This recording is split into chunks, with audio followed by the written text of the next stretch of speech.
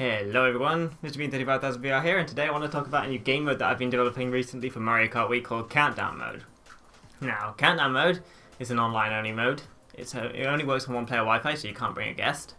Some of you may already know about it if you've watched my live streams recently or played the CTGP. You might have noticed that a new option has been added to your menu online called Countdown, and you might be wondering what the heck it is. So this video is all about how to play Countdown and some race footage to show you what races on Countdown look like. So this is what the Countdown interface looks like. In the top right there are two interesting things. You've got a score counter and your time has started high and is going down, akin to a battle. Basically the aim of the game is to get as far as you can around the track before your time runs out. So before the clock hits 0 you need to get as far as you can. Now that in itself isn't all that interesting, so that's where the score counter comes in. The score counter is busy keeping track of how many people you've hit. Every time you hit a player with an item, you get a point. Now, what does that do? Basically, if you've got points, you can race for longer. Every time you get a point, you get an additional 3 seconds on your clock to race with. The same goes for your opponents, obviously. If they hit other people, then they will get additional racing time as well. But basically, the people who have more points than others will be able to drive for longer, and the people who have run out of time will basically just sit there. So if you've got more points than your opponent, you can just drive past their lifeless corpses. But similarly, they can do the same to you if they've got more points than you. The maximum score is 10, so you can have up to 30 additional racing seconds. If you end up with 10 points, you will get an axe in your score counter, because you are a murderer if you've killed that many people. So it might seem like the obvious thing to do is to go to the back of the pack and gain a lot of items and just hit people over and over and over and over and over again. However, if you do that, you'll find that pretty rapidly your score gets capped at 10, and then you won't have enough time to catch back up to the top of the pack in order to win the race. It's perfectly possible to win the race with 0 points if you just drive well enough. And if you can get points while on the move, by trapping, or just by being clever with your shells and stuff like that, you'll have a significant advantage over anyone who's sticking around in the back. So this leads on to the obvious question, what about the useless items that wouldn't be capable of scoring a point? Well, for one thing, I've changed up the item roster. So every single item that you can get from a box, no matter what position, is capable of scoring at least 1 point, if used correctly. There are also some new items to make the game mode a little more interesting. The new items include some triple fake item boxes, which just spin around your vehicle, like green shells and stuff like that, and are big and obnoxious, and you can hit people with them, you can ram them, or you can just make a massive trap. And then there's the single shroom combined with a green shell, which allows you to use both those items at once, but if you're not careful, you will just throw the green shell and shroom into it, so please take care when using this item. And a single shroom combined with a bomb, which has the same issue of you can just throw it forwards and shroom into it if you really want, or you could lay a rather nasty trap and run away from it if you use it cleverly. There are also no thunderclouds in this mode, so anyone who gets annoyed by clouds will find that they're not there anymore, so you don't have to worry about it. The Mega Mushroom has also seen a buff. If you've got one in your item hold, you can be shocked, or you can be squished, or you can be bowled over with a star. You won't lose it. You will always be able to use your Mega Mushroom, unless you fall off the track. So an interesting strategy with Mega Mushrooms is to wait until after you've been shocked, and then spring up and then try to squish the small people. Which could work if you tried hard enough, I guess. So to get a point from a mushroom, all you got to do is shroom into someone. You just hit them before the mushroom boost runs out and you get a point. Simple enough. The same goes for goldens. If you hit someone while using a golden mushroom, you will get a point for it. However, there is a slight twist with goldens. If you choose to do that, then you will automatically lose the golden as soon as you touch someone. You'll get a point, but you'll lose the golden and you can't use it anymore. So this means you've got a choice between whether you want to use it to get another point or use it to gain positions. Largely depends on the situation you're in at the time. Now, items like the blooper, shock, and the pow. These are interesting ones. As long as you hit one person with the item, you will get 1 point. It doesn't matter how many people actually get hit by it. As long as one person does, you get 1 point for it. You won't get any more than one. With bloopers, you have to wait roughly 3 seconds because the point is applied when the ink is sprayed in the opponent's faces. Shocks are instantaneous and pows occur when the pow hits. In the case of pows, it is possible for the opponents to dodge it using their wheelie button. You will still get a point for that, but you won't get a point if they're all in the air, for instance. Basically, if they spin out, you get a point. And you don't if they don't. Mega Stars and Bills are slightly interesting because it's the visual hit that matters more than the actual hit. This is something that I'm wanting to change, by the way. But basically, if you squish, star, or bullet someone on your screen, you get the point for it. even if you don't hit them on their screen. Unfortunately, the reverse is also true. If you manage to hit them on their screen but not your own, then you don't get a point for it. Like I said, this is something I want to change. It is a known issue with Countdown, so what you should be aiming to do is just hit people, hit what you can see rather than trying to play cleverly and predict where people will be and stuff like that. And you will be able to score a lot of points off of megas, stars, and bullets. Fortunately, this problem does not apply to any other item in the game. All the rest of the items work completely predictably without any lag hits. So I think it's only fair that I list some of the known problems with Countdown so you can avoid some interesting situations online. First and foremost, the clock cannot go any higher than its starting value. So say for instance the clock starts at 2 minutes 30 and you attempt to score a point at 2 minutes 28, it will not be able to go to 2 minutes 31, instead it will get capped at 2 minutes 30. And the additional time will get completely lost. So it is wise to wait a little bit before scoring some points so that you don't get capped and you don't get locked out of time that is rightfully yours. Then there is an interesting little issue which is arguably quite advantageous to the person that it happens to. It is possible to get 2 points off one mushroom if you do it correctly. But I'm not sure how that happens. If anyone can work out how you can score 2 points off one mushroom, then let me know so I can squash that. Also, this is something that I won't be able to solve with any ease whatsoever, but there can be leaderboard discrepancies. If your Wii disagrees with another Wii on the position of the racers, then tough potatoes. You're both going to see different leaderboards. You might see someone else come first, you might see someone else come second, etc, etc. But if a track is designed well, and if the race is very lagless, it should never occur. It's likely to happen on tracks with bad position trackers, basically. Whether or not it works to your advantage largely depends on the track, I guess, and how you finish. But those are the only major known issues. If anyone finds any more, feel free to let me know. So there are several ways to play Countdown. The first and foremost, the most obvious way, is to use the CTGP. If you've got the CTGP Revolution channel, version 1.03, if you download the latest set of updates, then Countdown will automatically be added to your online modes. And it's got a region, and you can search on it, and you can find players, and you can have a happy fun time. If you don't have CTGP, then there is a Revolution version available. It's not as complete as the CTGP version, but it's in the description in case you want it.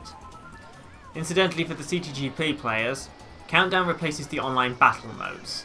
And if you're not running in English, or if you text-hacked your menus, you probably won't be able to see the Countdown button. It's just on battle. Just click the battle button and you'll be able to go and play Countdown. You'll know if it's working just because your VR and BR will be the same thing. In the Countdown region, I've set it up so that all tracks are playable. Because Nintendo tracks are very good for Countdown, and most people have not tried Nintendo tracks on Countdown as well, so I figured it would be a good idea. But I also need to stress the importance of making sure that your My Stuff is clean from stuff like custom tracks replacing regular tracks, or texture hacks that provide an advantage to you in some way, shape or form, before going online on Countdown. If it becomes a problem, I'm going to have to disable the SSD files from My Stuff when using Countdown mode, which would be a bit of a shame, so please don't make me do that, because you just ruin it for the other players as well. Also, I want to stress that a good track for regular racing isn't necessarily a good track for Countdown. It largely depends on the track. The tracks that you want to pick for Countdown are the ones with wide open spaces and easy ways to hit people.